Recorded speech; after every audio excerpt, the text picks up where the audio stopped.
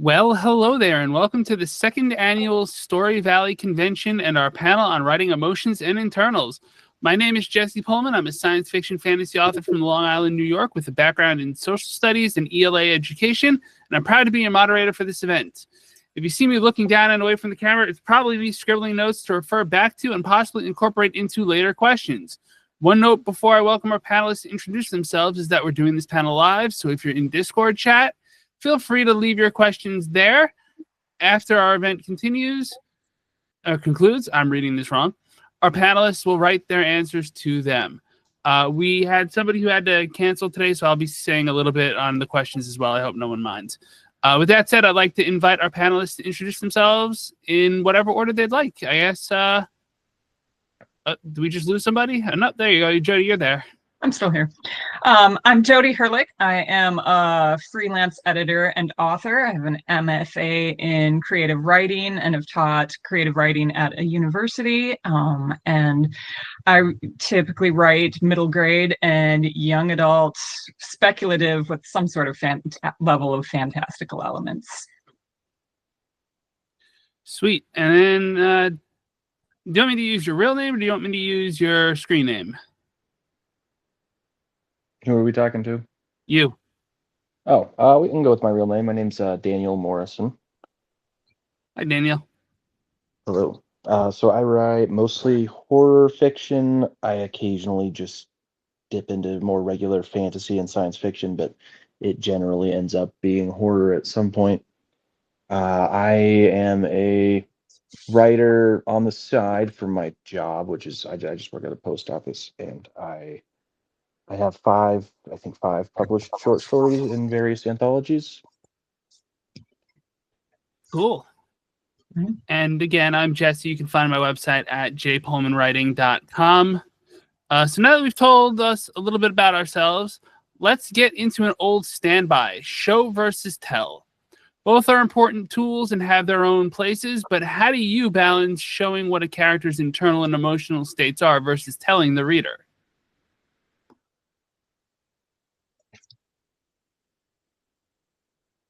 So I can go first on that. I think the important thing is when you want the readers to feel what the character is feeling, that is an important time to show the emotion rather than telling about it. Whereas if you are just trying to summarize something, or if they're maybe thinking about what they're feeling, then it makes more sense at that point to tell about it or to name it.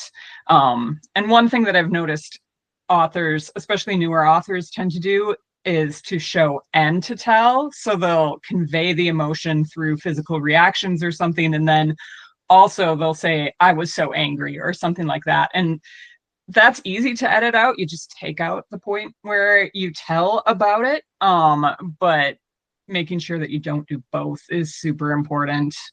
And then I think too, when you're showing emotions, it can be super easy to dive into, say, the emotion thesaurus and be like, okay, my character is shocked, so they're going to have wide eyes and their mouth is going to drop open. And then you suddenly have this manuscript that's filled with kind of repetitive things where their stomach is clenching and their heart is racing and their mouths are all dropping open, and that gets really boring to read really fast, and it can end up being super cliche.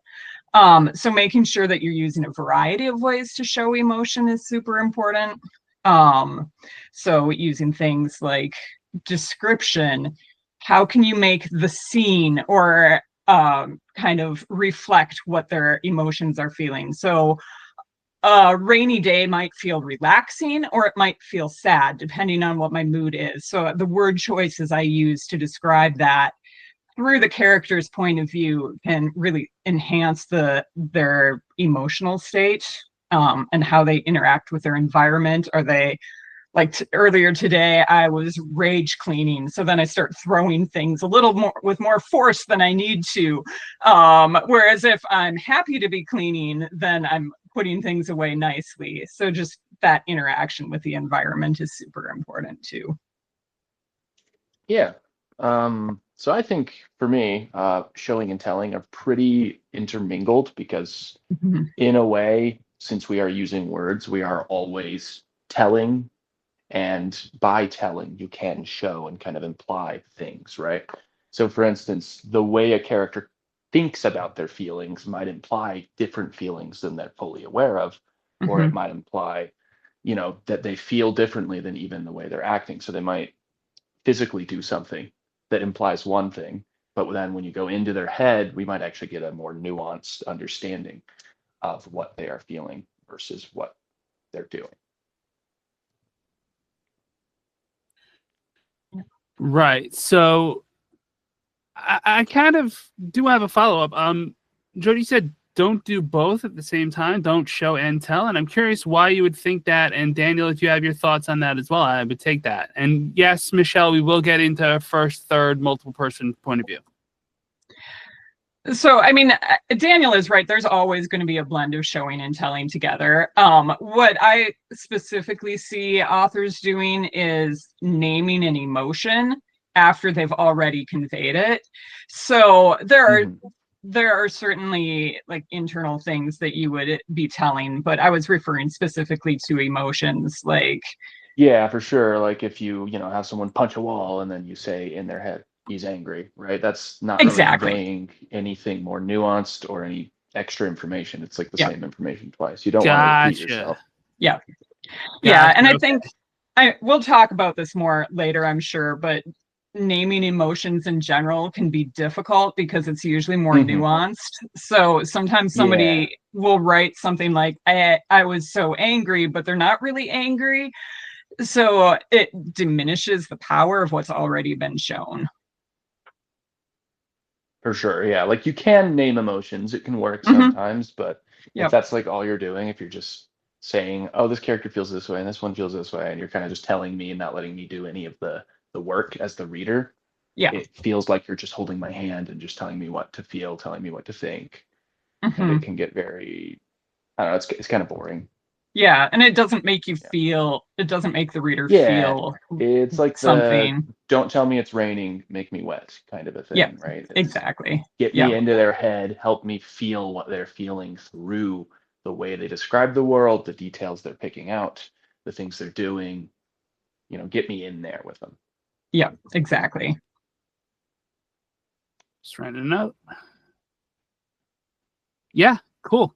So now that we've talked a little bit about showing and telling, let's talk about using internal character development versus external. In other words, when are some good times to have a character think a thing versus good times to have a character do a thing? And how do you avoid leaning on one or the other too much? This is a question I noted probably needed some work, so feel free to answer it in whatever way you feel is helpful to the readers, the listeners that are going to be listening to this after the fact. You can go whatever order. It's fine. It's just the two of me. So for me, I mean, I think you should never probably have a scene where it's all doing or a scene where it's all thinking, because you can end up with a scene where someone is thinking for 2 pages straight, and then it's really hard to get back after that without doing something clunky like having another character say Earth to so-and-so, which just seems really super awkward. Yeah, having a bit of a blend. Yeah. So, I mean, there are times when you're going to go more towards the action and other times when you're going to go more towards internal. So in the middle of a fight scene, you don't want to have just action because then it loses all emotional connection. But obviously you don't want to interrupt your fight scene with 3 paragraphs of someone thinking about last Tuesday and how this person made them angry. You want to keep it shorter in those action scenes. Yeah, whereas the anime backstory moment. Yeah, exactly. And then if it's more of a reflective scene, then obviously you want to have a lot more of the internal at that point. But again, you don't want just pages and pages of them thinking and doing nothing else. So at least have them interacting with their environment a little bit. Yeah. For me, I don't know. I think I'm not super thoughtful about differentiating like oh, when should I use action versus like I'm not usually thinking about it super deeply. I usually just kind of go with my gut on that. So I haven't actually Mhm. thought about this kind of thing too directly myself. I do think there are things you can show about a character through action that you really Mhm. like. It won't work very well by describing what they're thinking. And so having, oh, I steal the thing, even though they were just thinking about how wrong it was to steal this thing or something, right? It can show that they're kind of behaving in a way that maybe is a little contrary to what's going on in their head, and that can be used really well to Mhm. communicate about a character kind of indirectly. Yeah, I think that's really great, showing kind of a contrast between what they're thinking and what they're actually doing. Really shows the complexity of a character. Um, and sometimes there needs to be a little explanation of why they're doing something, but sometimes there doesn't. As long as, I mean, characters can do things out of their norm. Obviously, we do things that aren't like us all the time, but overall, there needs to be some sort of consistency. Like if Superman, Boy Scout Superman, suddenly steals something from someone or suddenly murders a completely innocent Yeah, person, we that would would want to, be that would be weird. that'd We be would pretty want to weird. understand why. But yeah. Definitely. I love the point about consistency. I love the point about contrast as well, because contrasting the things that go on in our heads is tricky for us to do in the moment, but easy for us to do after the fact. Anyone who's been anyone, I guess, has stubbed their toe and screamed and yelled and had their partner go, "What are you yelling about?" And it's like, well, normally I wouldn't yell about stuff, but I stubbed my toe. So that's the thing. Of course, Yeah. somebody who might have a little more of an anger thing. If the character is like an angry type of character, they might get angry at lesser things, and it might be more Mhm. expected of them. Or then I saw a meme recently, and it was like, what's scarier, when Batman starts smiling or when Spider-Man gets quiet? And Yeah, I yeah. don't know Yeah. if that helps anyone understand what I'm trying to convey Yeah. here, but No, I think so. Yeah. like both of those things, Batman's not a smiley guy, except under really severe circumstances, and Spider-Man is nothing but talk and jokes and stuff until you've crossed the line. Yeah. Yeah, I like what you're saying there, because I think too, like someone's emotional state is impacted by what they're going through. So if someone's under a lot of stress at the moment, they're going to be a lot more likely to snap at people, or maybe they're the kind of person who just starts crying when they're stressed. Mhm. Or if they're in fight or flight mode, they might make really stupid decisions because their IQ just dropped because of whatever is going on that is making it hard for them to think.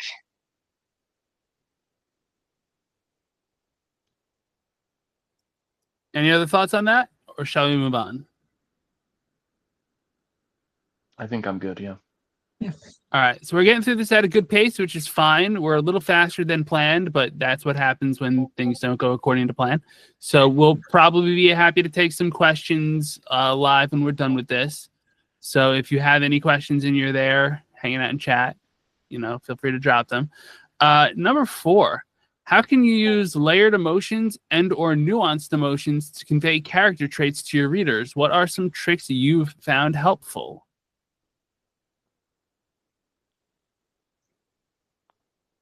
Daniel, do you want to go first on this one? Yeah, I'm thinking about it. Nuance. Okay, so like for instance, if you have a character who has like a specific character trait that you want to get across, but without just saying this character's like this. For me, I think kind of just keeping that in mind and writing around it a little bit, right? So you're Mhm. not saying, oh, this character has an anger issue. You might have them think and describe things in a way that feels angry, right? So using word choice and voice to Mhm. get across, Yeah. You're on the right track. Keep going. point out how, oh, that person keeps tapping their foot, and you just keep pointing that out over and over again. And you don't ever say, I hate that they're doing that. You're just kind of pointing at it, right? You're just noting that the character is noticing this detail over and over again. I think things like that can really get across deeper Mhm. character traits without ever like specifying them in the text. Yeah. Yeah, I think too, sometimes we kind of go with the obvious emotion when we're having a character react. So thinking like personally, if somebody is grieving or just got news of something tragic happening, like 3 weeks ago, my mother-in-law died super suddenly. I didn't just sit down and cry when I got the news. I started off with shock. There was fear involved. There were a whole bunch of emotions. So I think not going with the really obvious emotion can create more of an emotional impact in situations. For sure. If a character has a reaction that is unusual to something, that makes us think, okay, this character isn't totally what we expect. Yeah, exactly. And we start wondering why. What is different about this character? Yep.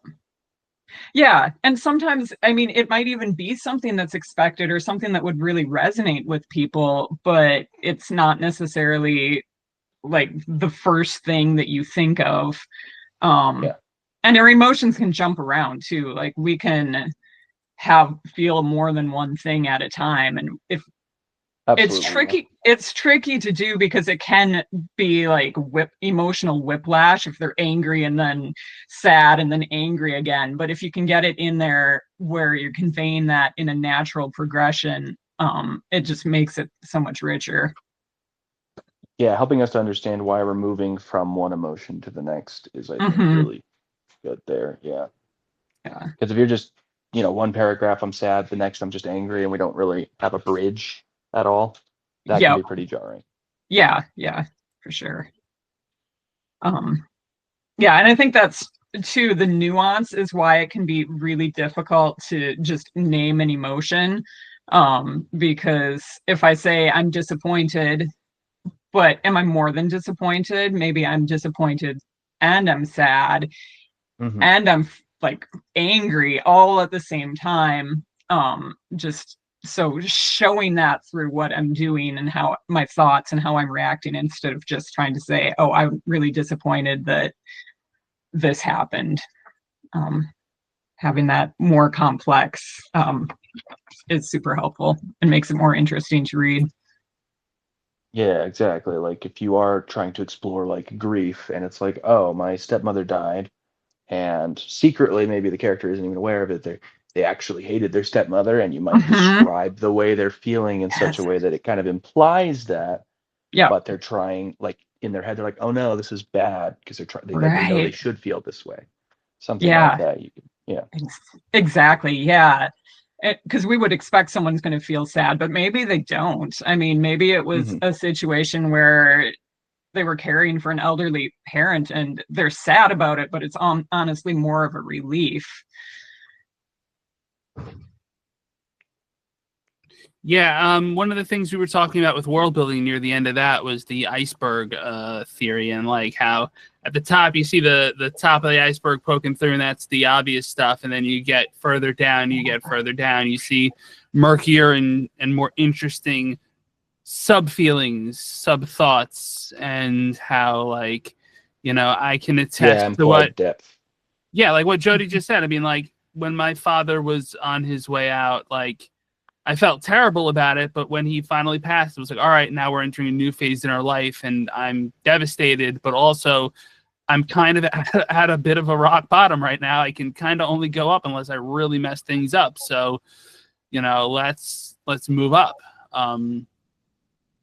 It is layered, and people do feel more than one thing at a time, like Jody said. It's really important to understand that when you layer emotions, you're not just layering that one emotion where you go from like, I'm not just angry, I'm infuriated. You also go, I'm angry, but I'm angry because I'm disappointed, because, to go back to what Daniel said about like the anime backstory moment, like you were supposed to be, the scene that just flashed in my head is Hunter x Hunter, when Hisoka is fighting Castro, and he's like, come on, man, like I let you go last time so you could get better at fighting, and you did not get better at fighting, and now I'm gonna wreck your face. Because he's disappointed, but he's not angry, he's more like just disappointed. but he takes it out on Castro all the same, and that's the end of Castro's little role in the story as a narrative device more than anything. Yeah, that was a random thought I just had. Makes sense, though. Yeah. All right. So does anyone else have any thoughts on that on layering? Because we're about to move on to perspective, which I know we're going to fold in the question in chat into this one. So in terms of perspective, there are a lot of ways a book can be written. What are some storytelling tools that work best for first person? What are some that work best for third or even multiple points of view? And yeah, sure, throw in which one you write as well, because it doesn't hurt to have that in there as well. If you write more than one, that's fine too. Which one is your stronger one? Which one are you working on elevating? Maybe you're balanced with both of them. Who knows? I don't. Yeah, I mostly write in first person these days. I did write a full novel in third person, so I've definitely done quite a bit of that before. For me, the biggest difference between the two is voice, and the internals tend to be a little more loose in first person. You can kind of do a little more, just like jump into their head, have them do actions, have them do both kind of together a little more easily.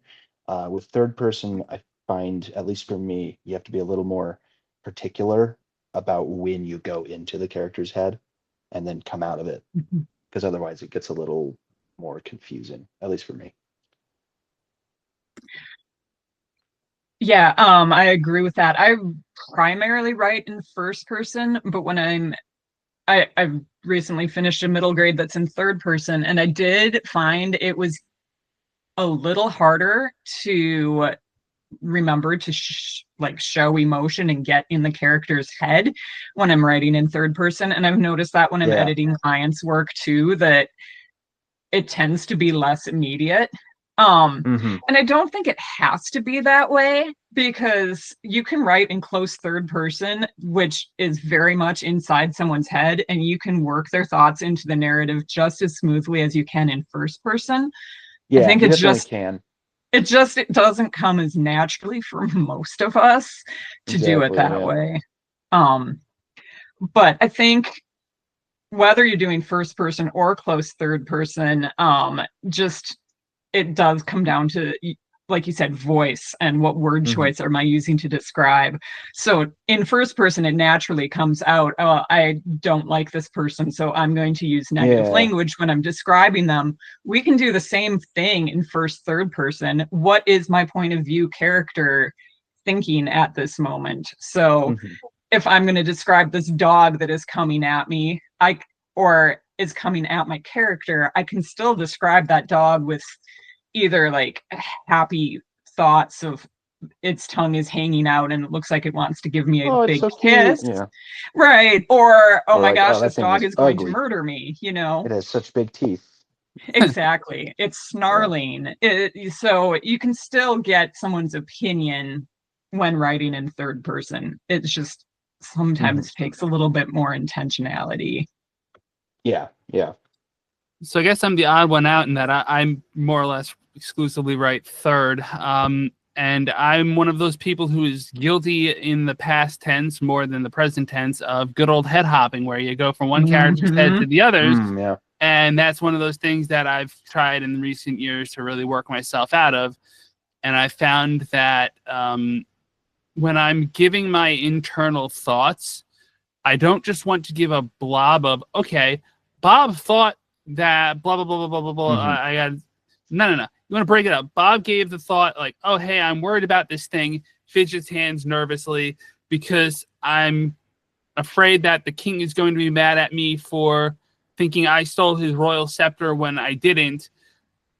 Looks around kind of pointedly. What about Jill over there? Jill might have stolen the scepter. She's got sticky fingers. Like that kind of thing where you layer in your narration with your dialogue. And this is another thing we talked about in world building a little bit, but in a different context, because, you know, you've got to blend the two together to anchor somebody into things. Because when you talk, when you think, when you're doing something, you're never just doing those things particularly. Even when you're running along, you're in a smooth motion. You're doing most of the stuff all in perfect synchronization because you're a good runner. but you still might rub the sweat from your forehead a little bit. Mhm. You're still going to look a different place with your eyes at a different time because you're trying to get through running without tripping over your own feet. You have to look down sometimes because the pavement might not be even. You might be coming across a spot of sidewalk where the tree roots have cracked it up and healed it up a bit. And if you don't watch where you're going to faceplant. Heck, when I take walks in my neighborhood, there are particular paths I like just because I get in. This is just a Jesse thing where I get into a rhythm with my feet where I take my left foot, my right foot, my left foot, my right foot, one step for each square, for each foot. And then there are some spots where the pavement is cracked in just a certain way that I can take the steps a little differently, and it feels like a nice change of pace. And I know that's like incredibly neurotic and self-specific, but like those things to me are gratifying. And to see that detail in somebody's work, in a character's internal thoughts, is a way to anchor the reader into the character. I hope I've closed that circle in a nice, tidy way. I don't know if I did. Yeah, that makes sense. Yeah, And with the head hopping, that's a really important, I think, thing to distinguish too, because it's important that we show the emotion of our non-point of view characters as well. But we can't just say, well, Bob is angry if it's not from Bob's point of view. We need to show why the point of view character thinks that Bob is angry. So a lot of that is going to come down to their actions.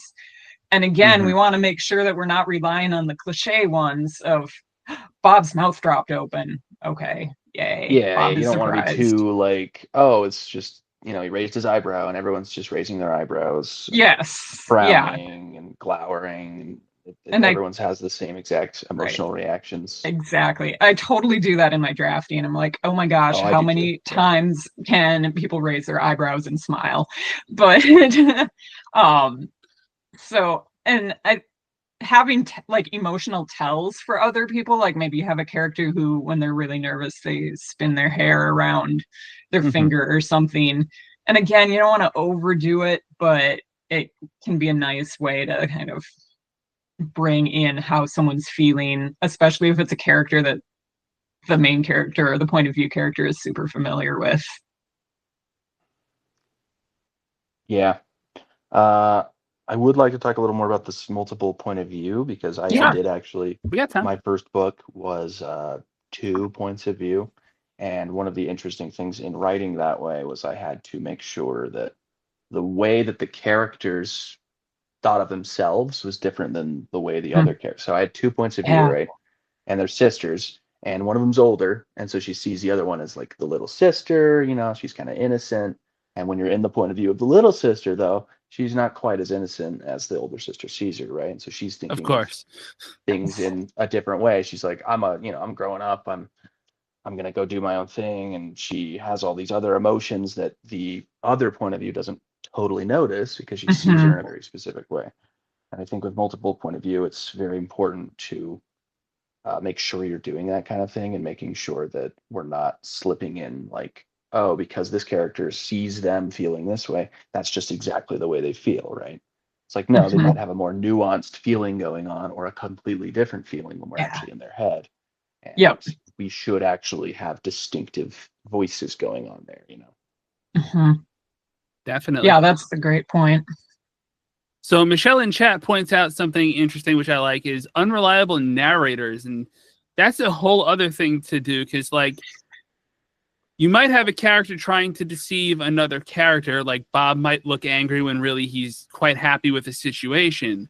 But also you might have an unreliable narrator trying to deceive the reader into thinking of certain things. I can't think of a specific story off the top of my head, but like I know, Gone Girl.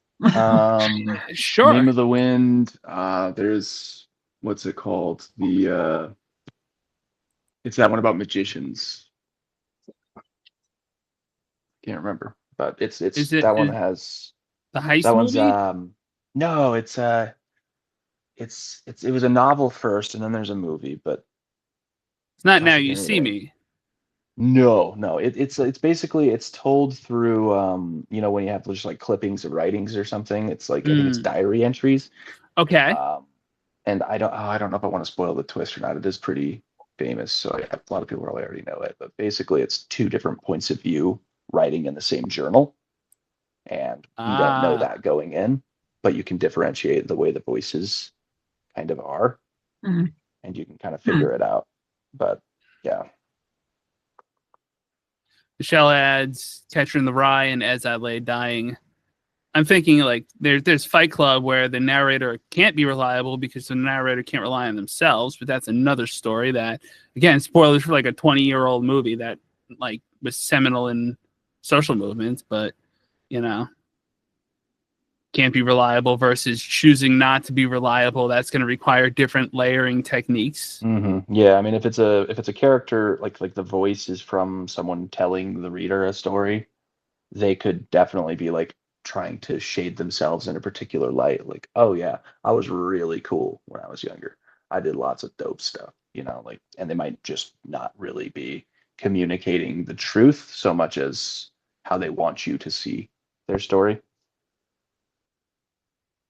I think sometimes too you can have something where you're wondering if the characters are reliable. So like One of Us is Lying has a bunch of different viewpoints, and the title says One of Us is Lying, Oh, yeah.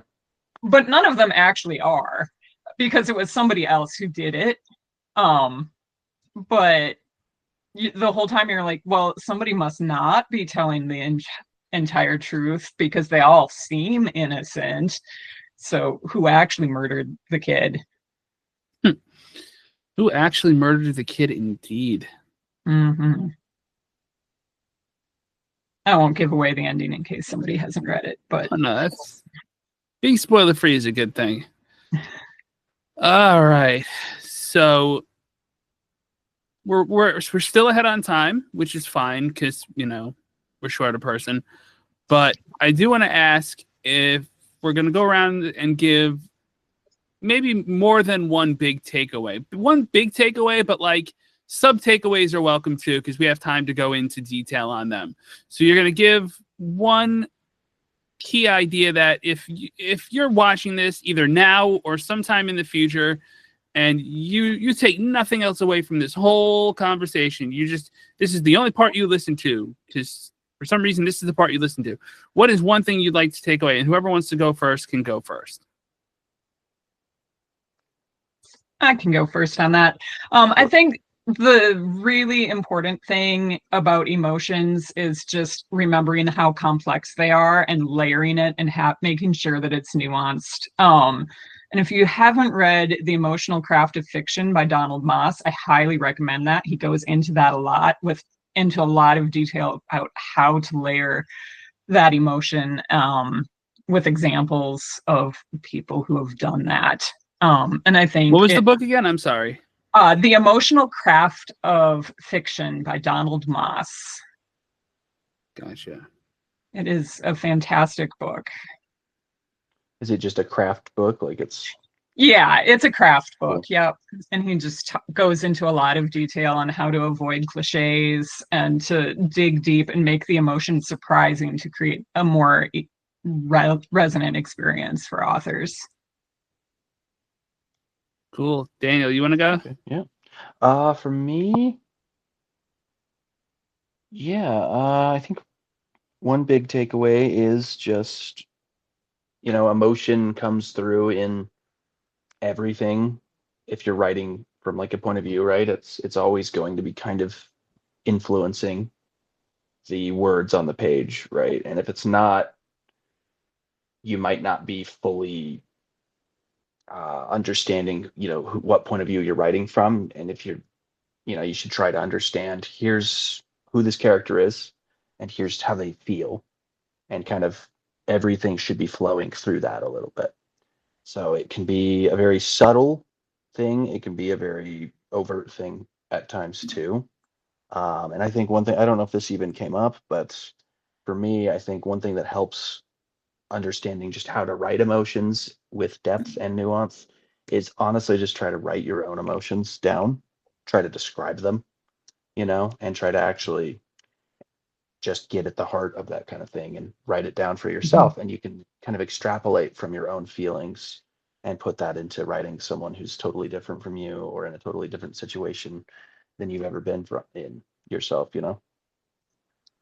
That's really great. And actually, I think there's a question in the chat about advice for neurodivergents who have trouble identifying emotions in the first place. And I think what you just said kind of gets at that.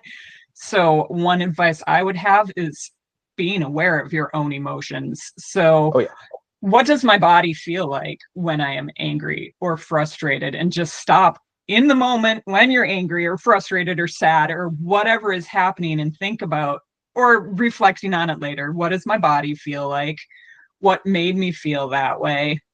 Oh yeah, And yeah. yeah, Understanding the physical part of what your yep, emotions do to you. Yeah. yeah.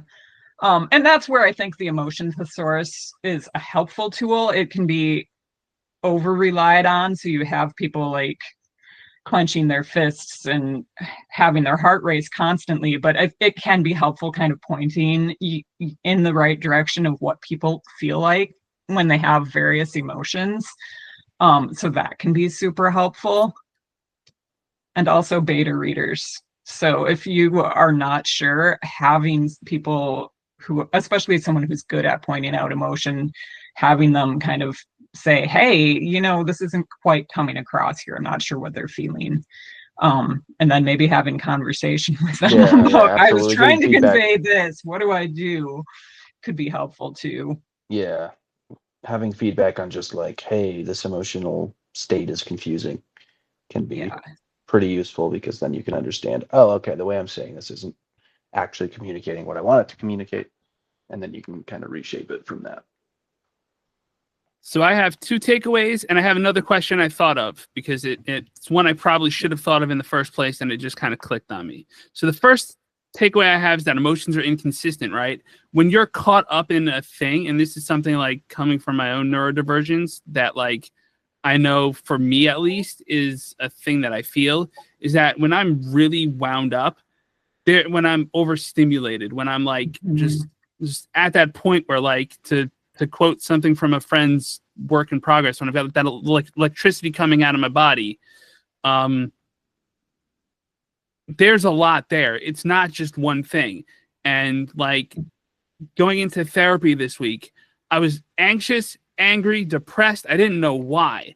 And working with my therapist, I worked out that like, oh, I have a convention coming up this weekend. I have a dentist appointment. A dentist appointment I canceled because I didn't want to deal with it. But I said I had a headache, which I also had a headache because I was not feeling great.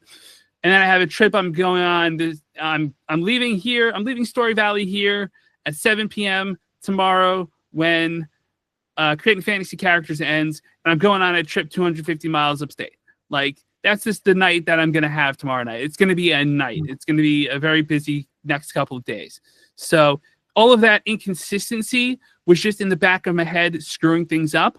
But by the same token, that inconsistency is going to be the thing that gets a reader to latch on to me as a character if I was a made-up thing. And who knows, maybe we are. I mean, there's always that possibility this is a giant simulation. But, that swarm of things, that iceberg worth of emotional sentiment that I felt is the thing that's going to get a reader to look and be like, oh, hey, this is a person who really is, a person that has layered emotions and deep thoughts about things and deep feelings about things. Yeah. Yeah, absolutely. I think that inconsistency, without being out of character, those inconsistencies based on circumstances really makes a character feel real and not flat, for sure. And you're right. Sometimes we don't know why we're feeling a certain way. So our characters shouldn't either. Absolutely, yeah. So I do have another question that I thought of while we were working on this, and it's thematic. It is, how can you tie emotions and internals to story theme? I take a minute. We're not in a rush. We got time. I'm actually really bad at theme, so I don't know for sure. As far the way I understand a theme is, it's kind of almost a moral to the story, right? It's here's the overall point I'm getting at, right? And so I guess, yeah, no, it's just I don't understand it very well. I'm still working on So the way I view, Yeah. or do you want me to go? I can. No, you can go. Yeah. Okay. The way I view theme is it's how the external plot and the character arcs kind of work together to not create a point per se, because that sounds really preachy. Like we don't want a moral at the end of the story. Sure, yeah. So I think internals are super important to the theme because we need to see how their thoughts are changing. So if we have a positive character arc at the beginning, there's going to be something that they are believing or something that they're wanting that they really don't need, or they have a wrong thought about something, and by the end they're going to have realized that, hey, I was wrong, I'm not actually a horrible person who isn't worthy of love. By the end I realize, hey, I am worthy of love. So the external part is going to drive them to have that internal change. So those internal thoughts are going to be super important in showing how they're slowly changing over the course of the story, and realizing what's wrong. And emotions are going to impact that too, because you've got to have lots of probably negative emotions to get to them to the point where they can recognize the thematic truth. I'm taking notes. Yeah. Okay. So the one Pete probably heard me say earlier, Daniel, I'm sorry. Daniel heard me say earlier at world building, I like this theme a lot, is that from Terminator 2, which is there is no fate but what we make. And in the relevant scene, Sarah Connor falls asleep while carving that into a picnic bench, has a nightmare about Judgment Day, and decides she's got to just get up and do what she's got to do, which is assassinate a computer scientist before he can build Skynet that's going to cause Judgment Day and destroy the world. So she goes off on her own and her own emotional thing because she's a severe trauma victim. She's been through a whole hell of a lot in her life, and she flips, has this nightmare. It gets her going, and she runs off and does the ultra-violent thing, and she's barely stopped from making a huge mistake that she would regret for the rest of her life because, well, to be fair, she stops herself at the last minute, but only because a child walks in the room, and that's never a good thing when you're in the middle of an assassination. Not the best thing, yeah. Yeah. Been there. Been there.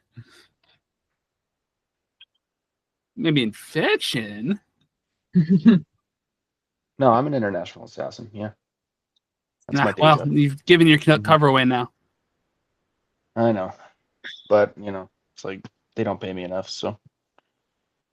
Damn. Hard up for work, huh? Yes. It's like the problem is you assassinate enough people, everyone else is then kind of scared of, oh, well, what if he assassinates me now? And then just like, yeah. So Michelle, Michelle's asking about character growth, and I'm not sure what the question is, but might be more of a comment. Might be more of a comment. But we are open to questions. Just trying to help Pizza on theme. Got you. So yeah, we have a minute or two if the folks in attendance want to think of any further questions for us, because we have another at least 10 minutes that we could spend if we need to, but we also don't want to stretch people like too thin if we've already hit all the notes we plan to hit. So if no one else has any questions, we can just say one more time where we can find ourselves and be out of here. But I'll give it a minute. In the meantime, how's everyone enjoying Story Valley Con? We're almost done with day one. I'm loving it. Good.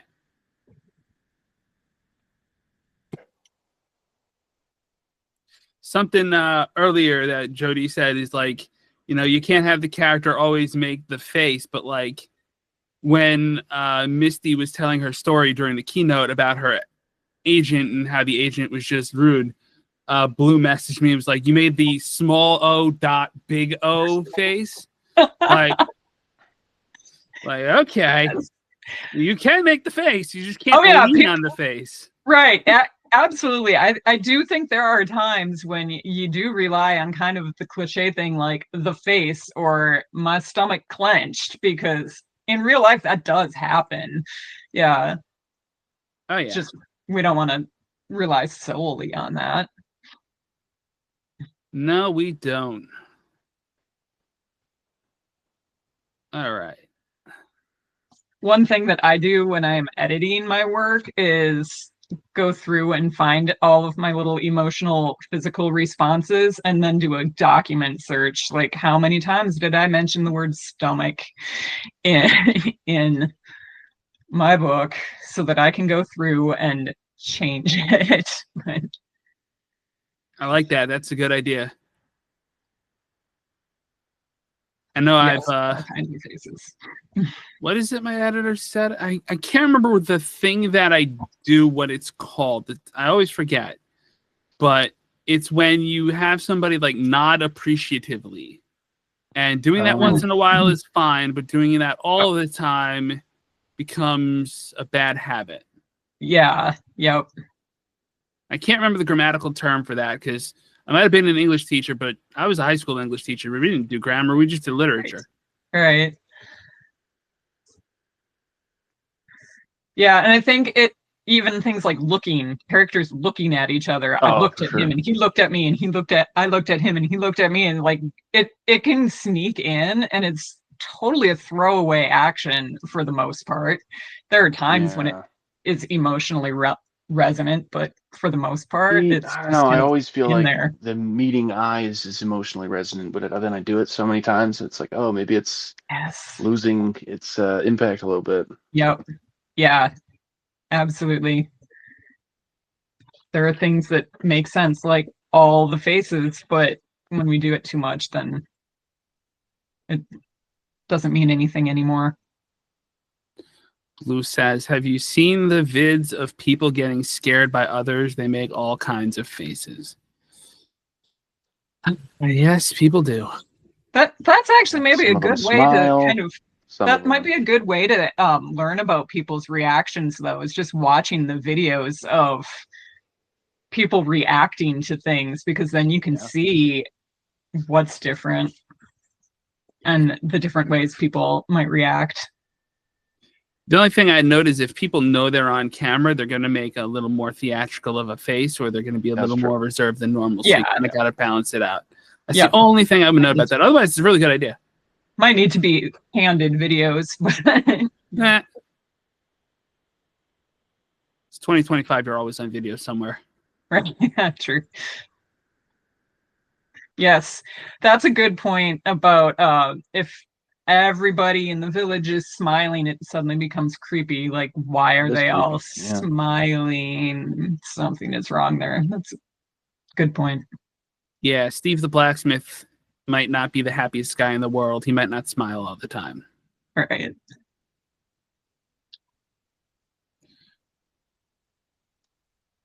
Lou says, I once had a critique group jump on me nicely because I accidentally made the whole dang village creepy because everyone smiled so much. Yeah. Yeah, that'll do it. And you can do that even with a character, like an individual character who smiles too much. You might be make people wonder, what are they hiding? Are they really that happy, or are they just pretending? Are they actually a mass murderer? Who knows? Or if you've seen Sinners, are they a cult of vampires that are just trying to sound nice before they nom nom nom you? Right. Exactly. Yeah, Michelle says it's because as readers, we're looking for clues from the author. Yeah. And we want to make sure that we are putting in the right clues.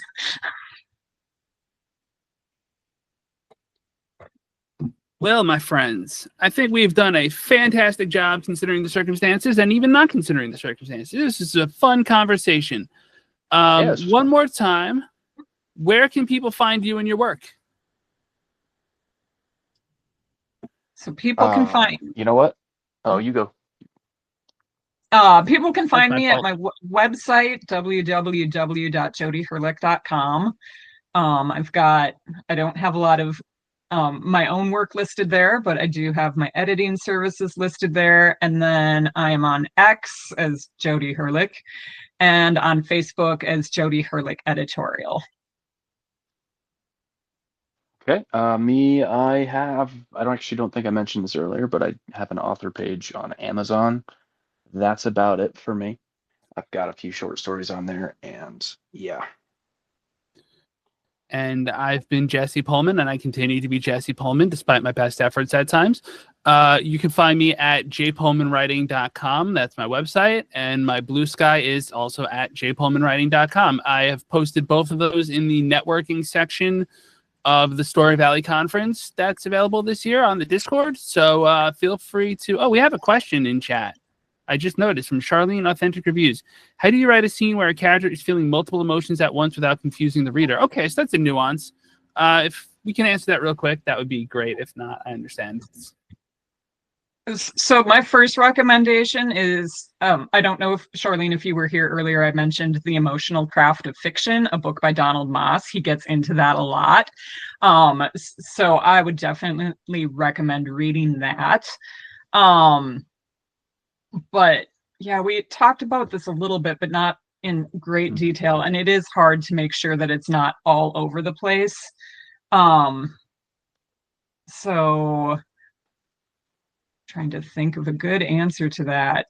Yeah, I mean, I wouldn't worry too much about confusing the reader. They're not stupid, you know, like you can probably get away with not saying too much and they'll kind of get it, or they'll be okay with not knowing everything right away.